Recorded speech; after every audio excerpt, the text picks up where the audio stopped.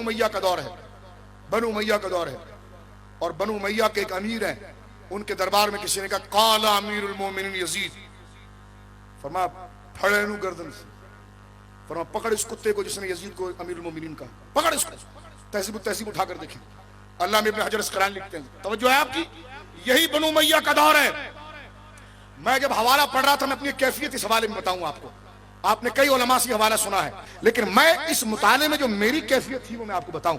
तहजीब में जब मैं ये हवाला पढ़ रहा था कि बनु मैया का दौर है और बनु मैया का दरबार, यजीद बनु मैया में था ना, बस उसी के मिजाज के लोगों की हुकूमत चल रही है, उसी के खानदान की हुकूमत चल रही है, ठीक है। लेकिन एक अजीब दौर आया कि उसकी हुकूमत के दौर में उन्हीं के मानने वालों और उन्हीं के खानदानों और कबीले की हुकूमत में एक दौर ऐसे खलीफे का भी आया कि उसके दरबार में किसी ने कहा यजीद अमीरुल मोमिनीन, माज़अल्लाह, तौबा तौबा, यजीद अमीरुल मोमिनीन। वो अपनी कुर्सी से खड़े हो गए, फरमाया इस खबीस की गर्दन पकड़ो। क्या कहा? इस खबीस की गर्दन पकड़ो, इसने मेरे सामने यजीद को अमीरुल मोमिनीन कैसे कहा?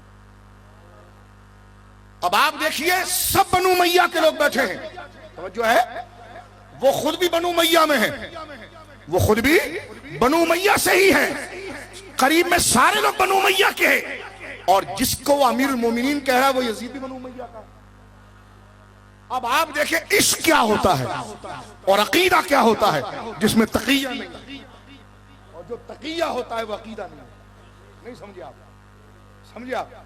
तो अब आप देखिए अहले सुन्नत के शेर इमामों को, अल्लाह अकबर, जब उस दरबार के अंदर किसी ने कहा यजीद अमीरुल मोमिनीन, आपने ये नहीं कहा कि सारे लोग मेरे साथ अपनी बगावत ना हो जाए, अकेले में जरा इसको लाना, 2 थप्पड़ मारूंगा कि यजीद को उसने अमीरुल मोमिनीन कैसे कहा।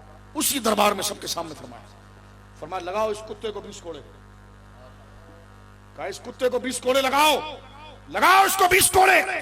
इसने यजीद को अमीरुल मोमिनीन कैसे कहा?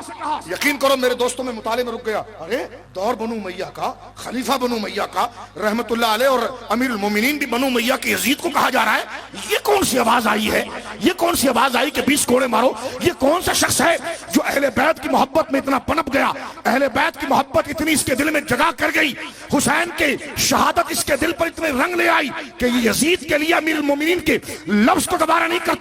जब मैंने देखा तो वो उमर का बेटा उमर बिन अब्दुल अजीज, मैंने हवाले का चूम कर कहा, मैंने कहा ये कुर्सी का कमाल नहीं, ये फारूक आजम के नस्ब का कमाल। ये बात उमर का बेटा ही कर सकता है, ये बात उमर का बेटा ही कर सकता है, कोई और नहीं कर सकता। वो उमर जो डंके की चोट पर अपनी टोपी उतार कर कहे हाँ हाँ हुसैन, हमारे सर पर जो बाल उगे हैं ये आपके और आपके नाना का सदका है, मैंने कहा ये उसका बेटा ही चार अपनी कुर्सी से खड़े होकर कह सकता है कि यजीद को अमीरुल मोमिनीन कहने वाले उस बदबख्त को 20 कोड़े मारो, इसलिए कि यजीद को अमीरुल मोमिनीन कहना यह अहले बैत की गुस्ताखी है, यह अहले बैत की। और मैंने कहा देखो बनु मैया का खलीफा है लेकिन बेटा उमर का, बेटा किसका है? उमर का बेटा है, फारूक आजम का बेटा है। तो मैंने कहा देखो नस्ब किस तरह बोलता है, नस्ब किस तरह बोलता है। मैंने कहा उमर तो उमर के घराने की तरबियत इतनी है कि 3 पुश्तों के बाद भी अगर बेटा पैदा हो तो वो आशिक अहले बैत है। और जालिमो, अगर तुम्हारा अकीदा, तुम्हारा मियार इश्क अहले बैत है तो सहाबा के खिलाफ भौंकना छोड़ दो, छोड़ दो।